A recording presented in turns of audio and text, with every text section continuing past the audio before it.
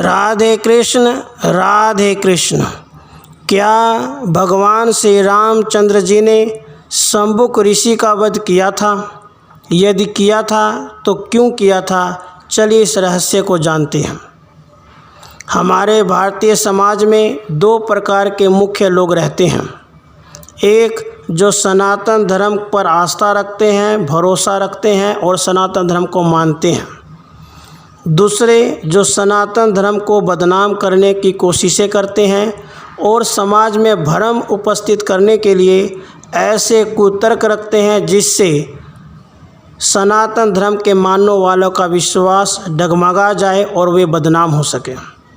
उसी में से एक तर्क, एक दुविधा की बात उन्होंने समाज में फैलाई है कि भगवान श्री राम जी ने शंबुक ऋषि का वध किया था और वह इसलिए किया था कि शंबुक शूद्र जाति के थे। और इसके बारे में वो तर्क देते हैं कि अध्यात्म रामायण के उत्तर कांड के सर्ग 4 के 24 से लेकर 26 श्लोक के बीच में यह लिखा हुआ है कि उन्होंने अर्थात भगवान श्री राम जी ने संसार में बहुत सी अमानवीय लीलाएं की हैं। एक बार एक ब्राह्मण पुत्र को बाल्यावस्था में ही असमय मरा देख और उस ब्राह्मण को बहुत शोक करते जान रघु श्रेष्ठ परमात्मा महामति राम जी ने वन में तपस्या करते हुए शूद्र को उसका कारण मानकर मारा और उस बालक को जीवित किया तथा शूद्र को अति उत्तम स्वर्गलोक दिया। संस्कृत में वो श्लोक है, अमानुषाणि कार्याणि चकार बहुशो भुवि ब्राह्मणस्य सूतं दृष्ट्वा बालं मृतमकालतः शोचन्तं ब्राह्मणं चापि ज्ञात्वा रामो महामति तपस्यन्तं वने शूद्रं हत्वा ब्राह्मण बालकं जीवयामास शूद्रस्य ददौ स्वर्गमतुतं लोकनामो प्रदेशार्थम परमात्मा रघुतमा। इस श्लोक का आश्रय लेकर वे तर्क देते हैं कि भगवान श्री रामचंद्र जी ने शंबुक ऋषि का वध केवल इसलिए किया कि वे शूद्र जाति के थे और इस कारण से ब्राह्मण बालक मारा गया था। लेकिन यह बात पूर्णतः असत्य है और अधूरी है। आप सभी जानते हैं हमारा आदि रामायण आदि कवि वाल्मीकि जी द्वारा रचित है। वाल्मीकि जी द्वारा रचित जो आदि रामायण है वही मूल महाकाव्य माना जाता है। आदि रामायण को अगर आप ध्यान से पढ़ें तो उसमें उत्तरकांड है ही नहीं।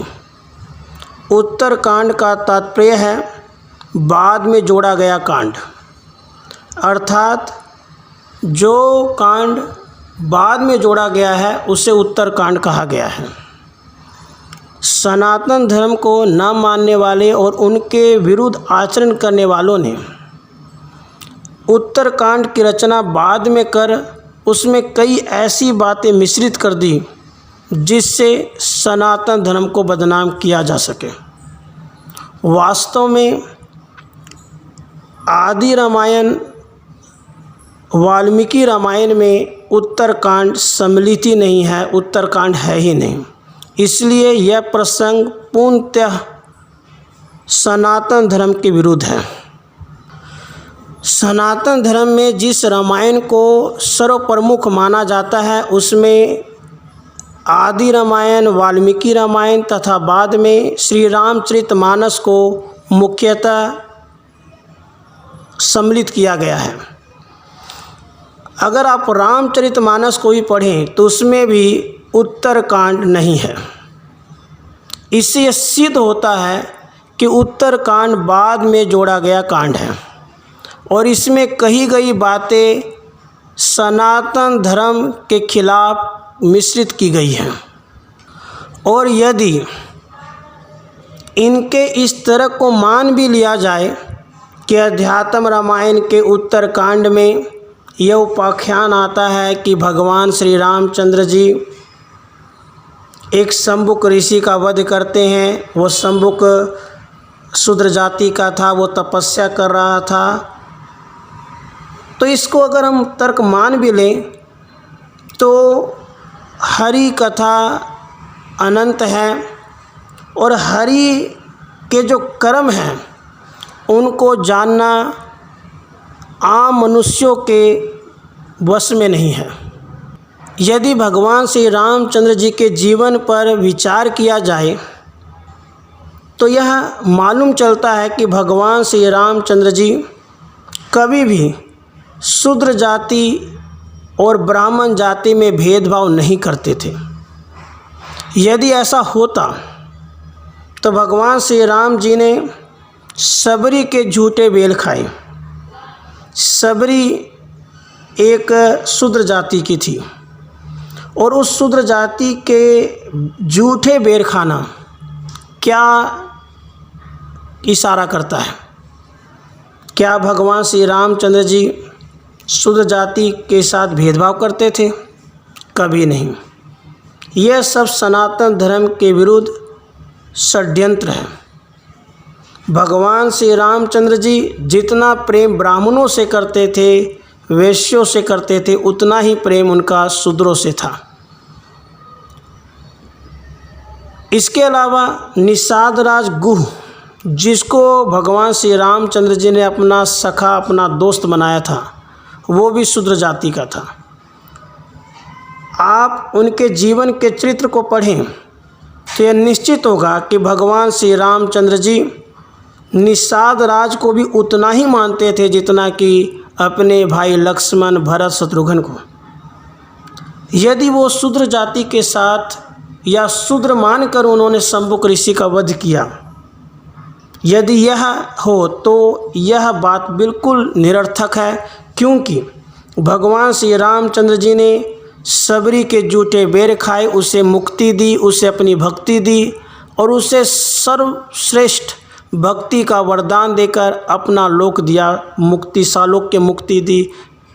और उसी प्रकार निषाद राज गुह के अपना मित्र मानकर न केवल वो रावण को मारने के बाद वापस आते हुए मिले, बल्कि यह साबित करके दुनिया के सामने पेश किया कि यह मेरा सबसे प्रिय मित्र है, अर्थात भरत और शत्रुघ्न और लक्ष्मण के जैसा यह मुझे प्रिय है।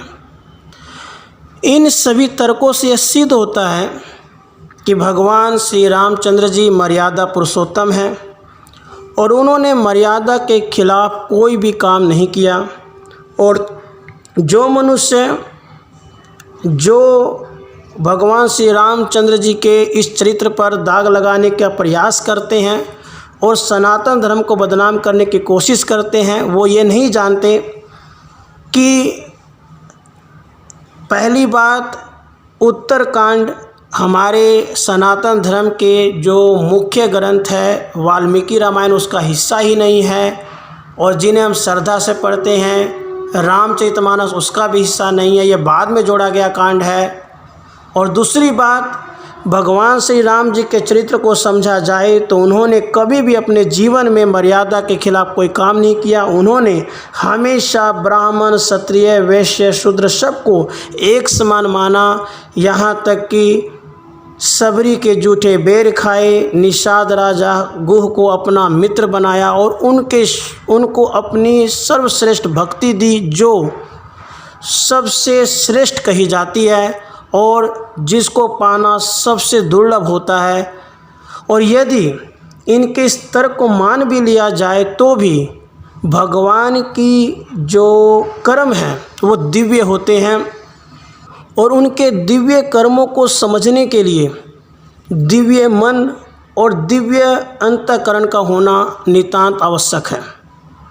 यह शरीर जड़ है और शरीर के अंदर रहने वाली आत्मा चेतन है, और उस आत्मा से ही दिव्य आत्मा जो परमात्मा है उनके किए गए कर्मों का आभास होता है और उनके बारे में सच्ची जानकारी एक दिव्य आत्मा ही दे सकती है। दिव्य कर्मों को भला यह तुच्छ इंसान क्या जानेगा। भगवान श्री रामचंद्र जी एक दिव्य आत्मा है, एक परमात्मा है और परम पिता भगवान हैं। उनके किए गए कर्म आम मनुष्य के वश में नहीं है कि वो जान सके।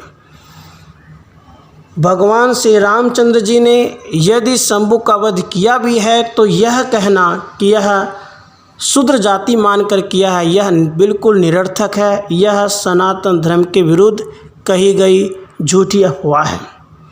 वास्तव में भगवान श्री रामचंद्र जी पहली बात उन्होंने शंभु का वध किया ही नहीं है, और अगर किया भी है तो वो दिव्य आत्मा इसलिए शंभु का वध कर सकते हैं कि उसको दिव्य लोक दे सके, अपने परम धाम पहुंचा सके, अपनी भक्ति दे सके। क्योंकि आप सभी जानते ही हैं कि भगवान के हाथों अगर किसी की मृत्यु होती है तो वह उनके ही लोक को, उनके ही सालोक के सारूप्य मुक्ति को प्राप्त होता है। जैसा कि आपने देखा भगवान श्री कृष्ण जी ने पूतना का वध नहीं किया बल्कि पूतना का उद्धार किया। जो पूतना विष भरा दूध पिलाने के लिए आई थी, भगवान ने उसे माता का दर्जा देकर उसे अपने लोक में जगह दी और उसे अपना रूप प्रदान किया, अर्थात उसे अपनी दुर्लभ भक्ति दी। इन सभी तर्कों से सिद्ध होता है कि यदि भगवान कोई कर्म करते हैं तो उनके बारे में केवल एक कोरी अफवाह बना लेना यह अनुचित है। भगवान के कर्म, भगवान के जन्म दिव्य होते हैं और उनको जानने के लिए दिव्य आत्मा और दिव्य दृष्टि का होना बेहद ज़रूरी है। भगवान श्री रामचंद्र जी ने शंभु का वध नहीं किया, और यदि वो धर्मावलंबी जो विरोध करते हैं वो कहते हैं कि किया है, तो वो भगवान का कर्म दिव्य है और उन्होंने यह विचार किया है कि शंभु को सालोक के मुक्ति दी जा सके, उसे अपना परम धाम दिया जा सके और उसे अपने में लीन करने के लिए, अपनी परम दुर्लभ भक्ति देने के लिए, उसकी तपस्या को सफल बनाने के लिए, क्योंकि यह मर्त्य लोक है। इस मर्त्य लोक में कोई बंदा जीवन भर नहीं रह सकता और कोई भी मनुष्य तपस्या करता है तो उसका एक ही फल है कि वह परमात्मा की भक्ति को प्राप्त कर सके। यदि शंभु को महर्षि माना जाए और शंभुक महर्षि थे और तपस्या कर रहे थे, तो तपस्या करने का फल क्या होता है? मुक्ति, मोक्ष। और भगवान श्री रामचंद्र जी ने महर्षि शंभु को मोक्ष दिया, उसे अपनी मुक्ति दी और उसे अपने परम धाम में स्थान दिया। इसलिए मैं सभी श्रद्धालु गणों से ये कहना चाहूँगा कि आप सभी भगवान श्री रामचंद्र जी के मर्यादा पुरुषोत्तम के जीवन पे चलें, उनके द्वारा बताए गए रास्ते पे चलें, और जो कोई अपवाद लगाते हैं या जो कोई बेफिजूल के कुतर्क करते हैं, आप उनको अपने तर्कों से यह बता सकते हैं कि भगवान श्री रामचंद्र जी ने कभी भी मर्यादा का उल्लंघन नहीं किया। उनके बारे में जो जानते ही नहीं हैं वो भला उनके जीवन को, उनके दिव्य कर्मों को, उनके दिव्य जन्म को क्या समझेंगे। इसलिए हमारे पुरुषोत्तम भगवान श्री रामचंद्र जी दिव्य हैं, वो परम पिता परमात्मा है। उन्होंने जो भी किया उचित किया और हम सभी उनके आदर्शों पे चलें। प्यार से बोलें जय श्री राम, जय श्री राम। राधे कृष्ण, राधे कृष्ण।